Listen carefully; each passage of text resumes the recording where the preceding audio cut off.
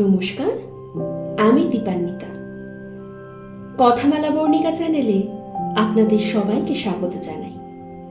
আশা করি আপনারা সবাই ভালো আছেন। আজ আমি আপনাদের পাঠ করে শোনাব শরৎচন্দ্র চট্টোপাধ্যায়ের লেখা একটি গল্প।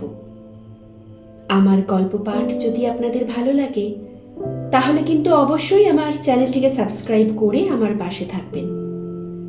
আর গল্প কেমন লাগলো তা কিন্তু কমেন্টে জানাতে ভুলবেন না। তাহলে চলুন শুরু করি আজকের গল্প। শরৎচন্দ্র চট্টোপাধ্যায়ের লেখা লালু।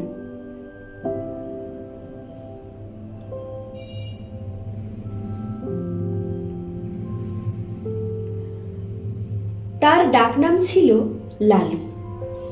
ভালো নাম অবশ্য একটা ছিলই, কিন্তু মনে নেই। জানো বোধ হয় হিন্দিতে লাল শব্দের অর্থ হচ্ছে প্রিয়। এ নাম কে তারে দিয়েছিল জানি নে, কিন্তু মানুষের সঙ্গে নামের এমন সঙ্গতি কদাচিৎ মেলে। সে ছিল সকলের প্রিয়। স্কুল ছেড়ে আমরা গিয়ে কলেজে ভর্তি হলাম। লালু বললে সে ব্যবসা করবে। মায়ের কাছে 10 টাকা চেয়ে নিয়ে সে ঠিকেদারি শুরু করে দিলে। আমরা বললাম, লালু তোমার পুঁজি তো 10 টাকা। সে হেসে বললে, আর কত চাই, এই তো ঢের। সবাই তাকে ভালোবাসত, তার কাজ জুটে গেল। তারপরে কলেজের পথে প্রায় দেখতে পেতাম লালু ছাতি মাথায় জন কয়েক কুলি মজুর নিয়ে রাস্তার ছোটখাটো মেরামতির কাজে লেগেছে। আমাদের দেখে হেসে তামাশা করে বলতো, যা যা দৌড়া, পার্সেন্টেজের খাতায় এক্ষুনি ঠেলা পড়ে যাবে। আরো ছোটকালে যখন আমরা বাংলা স্কুলে পড়তাম তখন সে ছিল সকলের মিস্ত্রি। তার বইয়ের থলির মধ্যে সর্বদাই মজুদ থাকত একটা হামানদিস্তার ডাঁটি, একটা নরুন, একটা ভাঙা ছুরি, ফুটো করবার একটা পুরানো তুরপুনের ফলা, একটা ঘোড়ার নাল। কি জানি কোথা থেকে সেই সব সংগ্রহ করেছিল, কিন্তু এ দিয়ে পারত না সে এমন কোনো কাজ নেই। স্কুল শুদ্ধ সকলের ভাঙা ছাতি সারানো, স্লেটের ফ্রেম আটা, খেলতে গিয়ে ছিঁড়ে গেলে তক্ষুনি জামা কাপড় সেলাই করে দেওয়া, এমন কত কি। কোনো কাজে কখনো না বলতো না, আর করতো চমৎকার।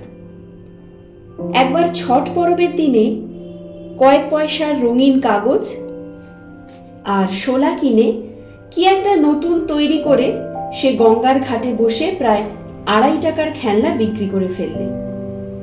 তার থেকে আমাদের পেট ভরে চিনে বাদাম ভাজা খাইয়ে দিলে। বছরের পর বছর যায়, সকলে বড় হয়ে উঠলাম। জিমন্যাস্টিকের আখড়ায় লালুর সমকক্ষ কেউ ছিল না। তার গায়ে জোর ছিল যেমন অসাধারণ, সাহস ছিল তেমনি অপরিসীম। ভয় কারে কয় সে বোধ করে জানত না। সকলের ডাকেই সে প্রস্তুত, সবার বিপদেই সে সকলের আগে এসে উপস্থিত। কেবল তার একটা মারাত্মক দোষ ছিল, কাউকে ভয় দেখাবার সুযোগ পেলে সে কিছুতেই নিজেকে সামলাতে পারত না। এতে ছেলে বুড়ো গুরুজন সবাই তার কাছে সমান। আমরা কেউ ভেবে পেতাম না ভয় দেখাবার এমন সব অদ্ভুত ফন্দি তার মাথায় এক নিমেষে কোথা থেকে আসে। 2-1টা ঘটনা বলি। পাড়ার মনোহর চাটুর্যের বাড়ি কালী পুজো। দুপুর রাতে বলির ক্ষণ বয়ে যায়, কিন্তু কামার অনুপস্থিত। লোক ছুটল ধরে আনতে, কিন্তু গিয়ে দেখে সে পেটের ব্যথায় অবচেতন। ফিরে এসে সংবাদ দিতে সবাই মাথায় হাত দিয়ে বসল। উপায়? এত রাত্রে ঘাতক মিলবে কোথায়? দেবীর পুজো পণ্ড হয়ে যায় যে। কে একজন বললে, পাঁঠা কাটতে পারে লালু, এমন অনেক সে কেটেছে। লোক দৌড়লো তার কাছে। লালু ঘুম ভেঙে উঠে বসল, বললে, না না কি গো, দেবীর পুজোয় ব্যাঘাত ঘটলে সর্বনাশ হবে যে। লালু বললে, হয় হোক গে, ছোটবেলায় ও কাজ করেছি, কিন্তু এখন আর করব না। যারা ডাকতে এসেছিল তারা মাথা কুটতে লাগলো। আর 10-15 মিনিট মাত্র সময়, তারপরে সব নষ্ট, সব শেষ। তখন মহাকালীর কোপে কেউ বাঁচবে না। লালুর বাবা এসে আদেশ দিলেন যেতে। বললেন, ওরা নিরুপায় হয়ে এসেছেন, না গেলে অন্যায় হবে, তুমি যাও। সে আদেশ অমান্য করার সাধ্য লালুর নেই। লালুকে দেখে চাটুজ্জে মশায়ের ভাবনা খুঁজল। সময় নেই, তাড়াতাড়ি পাঁঠা উৎসর্গিত হয়ে কপালে সিঁদুর, গলায় জবার মালা পরে হাঁড়ি কাঠে পড়ল। বাড়ি শুদ্ধ সকলের মা মা রবের প্রচণ্ড চিৎকারে নিরুপায় নিরীহ জীবের শেষ আর্তকণ্ঠ কোথায় ডুবে গেল, লালুর হাতের খড়গ নিমেষে উদ্ধত্তিত হয়েই সজোরে নামল। তারপরে বলির ছিন্ন কণ্ঠ থেকে রক্তের ফোয়ারা কালো মাটি রাঙা করে দিল। লালু ক্ষণকাল চোখ বুজে রইল। ক্রমশ ঢাক ঢোল কাশির সংমিশ্রণে বলির বিরাট বাজনা থেমে এলো। যে পাঁঠাটা অদূরে দাঁড়িয়ে কাঁপছিল, আবার তার কপালে চলল সিঁদুর, গলায় দুলল রাঙামালা। আবার সেই হাঁড়ি কাঠ, সেই ভয়ঙ্কর অন্তিম আবেদন, সেই বহুকণ্ঠের সম্মিলিত মা মা ধ্বনি। আবার লালুর রক্তমাখা খাড়া ওপরে উঠে চোখের পলকে নিচে নেমে এলো। পশুর দ্বিখণ্ডিত দেহটা ভূমিতলে বার কয়েক হাত পা ছেড়ে কি জানি কাকে শেষ নালিশ জানিয়ে স্থির হল। তার কাটা গলার রক্তধারা রাঙামাটি আরো খানিকটা রাঙিয়ে দিল। ঢুলিরা উন্মাদের মতো ঢোল বাজাচ্ছে। উঠানে ভিড় করে দাঁড়িয়ে বহু লোকের বহু প্রকারের কোলাহল। সম্মুখের বারান্দায় কার্পেটের সামনে বসে মনোহর চাটুজ্জে মুদ্রিত নেত্রে ইষ্টনাম জপরত। অকস্মাৎ লালু ভয়ঙ্কর একটা হুঙ্কার দিয়ে উঠল। সমস্ত শব্দ সারা থেমে গেল। সবাই বিস্ময়ে স্তব্ধ। এ আবার কি? লালুর অসম্ভব বিস্ফারিত চোখের তারা দুটো যেন ঘুরছে। চেঁচিয়ে বলল, আর পাঁঠা কই? বাড়ির কে একজন ভয় ভয় জবাব দিলে, আর তো পাঁঠা নেই, আমাদের শুধু দুটো করেই বলি হয়।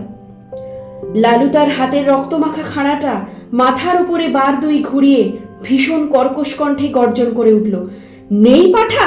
সে হবে না, আমার খুন চেপে গেছে, দাও পাঁঠা, নইলে আজ আমি যাকে পাবো ধরে নরবলি দেব। মা মা, জয় কালী। বলেই একটা মস্ত লাফ দিয়ে সে হাঁড়ি কাঠের এদিক থেকে ওদিকে গিয়ে পড়ল। তার হাতের খাড়া তখন বনবন করে ঘুরছে। তখন যে কাণ্ড ঘটল ভাষায় বর্ণনা করা যায় না। সবাই একসঙ্গে ছুটল সদর দরজার দিকে, পাছে লালু ধরে ফেলে। পালাবার চেষ্টায় বিষম ঠেলাঠেলি হুড়মুড়িতে সেখানে যেন দক্ষচক্ষ ব্যাপার বেঁধে গেল। কেউ পড়েছে গড়িয়ে, কেউ হামাগুড়ি দিয়ে কারোর পায়ের ফাঁকের মধ্যে মাথা গলিয়ে বেরোবার চেষ্টা করছে, কারোর গলা, কারোর বগলের চাপের মধ্যে পড়ে দম আটকাবার মতো হয়েছে। একজন আর একজনের ঘাড়ের ওপর দিয়ে পালাবার চেষ্টায় ভিড়ের মধ্যে মুখ থুবড়ে পড়েছে। কিন্তু এসব মাত্র মুহূর্তের জন্যে, তারপরেই সমস্ত ফাঁকা। লালু গর্জে উঠল, মনোহর চাটুজ্জে কই? পুরুত গেল কোথায়? পুরুত রোগালোক। সে গন্ডগোলের সুযোগে আগেই গিয়ে লুকিয়েছে প্রতিমার আড়ালে। গুরুদেব কুশাসনে বসে চণ্ডীপাঠ করছিলেন। তাড়াতাড়ি উঠে ঠাকুর দালানের একটা মোটা থামের পেছনে গা ঢাকা দিয়েছেন। কিন্তু বিপুল আয়তন দেহ নিয়ে মনোহরের পক্ষে ছোটাছুটি করা কঠিন। লালু এগিয়ে গিয়ে বাঁ হাতে তার একটা হাত চেপে ধরলে, বললে, চলো, হাঁড়ি কাঠে গিয়ে গলা দেবে। একে তার বজ্রমুষ্টি, তাতে ডান হাতে খাড়া। ভয়ে চাটুজ্জের প্রাণ উড়ে গেল। কাঁদো কাঁদো গলায় মিনতি করতে লাগলেন, লালু বাবা, স্থির হয়ে চেয়ে দেখো, আমি পাঁঠা নই, মানুষ। আমি সম্পর্কে তোমার জ্যাঠামশাই হই বাবা। তোমার বাবা আমার ছোট ভাইয়ের মতো। সে জানি নে, আমার খুন চেপেছে, চলো তোমাকে বলি দেব, মায়ের আদেশ। চাটুজ্জে ডুকরে কেঁদে উঠলেন। না বাবা, মায়ের আদেশ নয়, কখনো নয়, মা যে জগৎজননী। লালু বললে, জগৎজননী সে জ্ঞান আছে তোমার? আর দেবে পাঠা বলি? ডেকে পাঠাবে আমাকে পাঠা কাটতে? বলো। চাটুজ্জে কাঁদতে কাঁদতে বললেন, কোনোদিন নয় বাবা, আর কোনোদিন নয়। মায়ের সম্মুখে 3 সত্যি করছি, আজ থেকে আমার বাড়িতে বলি বন্ধ। ঠিক তো? ঠিক বাবা, ঠিক, আর কখনো না। আমার হাতটা ছেড়ে দাও বাবা, একবার পায়খানায় যাব। লালু হাত ছেড়ে দিয়ে বললে, আচ্ছা যাও, তোমাকে ছেড়ে দিলাম, কিন্তু পুরুত পালালো কোথা দিয়ে? গুরুদেব সে কই? এই বলে সে পুনশ্চ একটা হুঙ্কার দিয়ে লাফ মেরে ঠাকুর দালানের দিকে অগ্রসর হতেই প্রতিমার পেছন ও থামের আড়াল হতে 2 বিভিন্ন গলার ভয়ার্ত ক্রন্দন উঠল। সরু ও মোটায় মিলিয়ে সে শব্দ এমন অদ্ভুত ও হাস্যকর যে লালু নিজেকে আর সামলাতে পারল না। হা হা হা করে হেসে উঠে দুম করে মাটিতে খাড়াটা ফেলে দিয়ে এক দৌড়ে বাড়ি ছেড়ে পালালো। তখন কারোর বুঝতে বাকি রইল না খুন টুন চাপা সব মিথ্যে, সব তার চালাকি।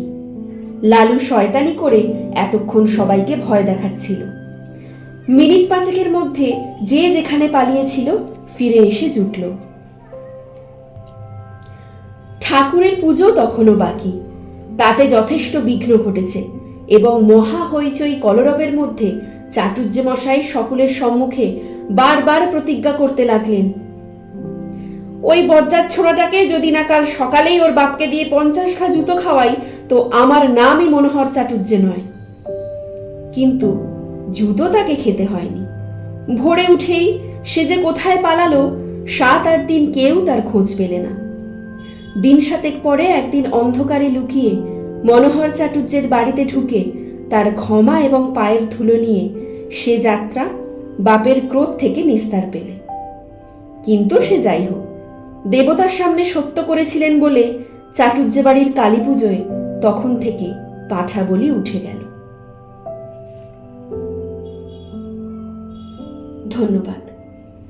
আপনারা শুনলেন শরৎচন্দ্র চট্টোপাধ্যায়ের লেখা গল্প লালু। গল্পটি আপনাদের কেমন লাগলো তা কিন্তু আমাকে অবশ্যই কমেন্ট করে জানাবেন। আর আমার গল্প পাঠ যদি আপনাদের ভালো লাগে তাহলে আমার চ্যানেলটিকে সাবস্ক্রাইব করে আমার পাশে থাকবেন। দেখা হচ্ছে পরের ভিডিওতে নতুন একটি গল্প নিয়ে। আপনারা সবাই ভালো থাকবেন। ধন্যবাদ।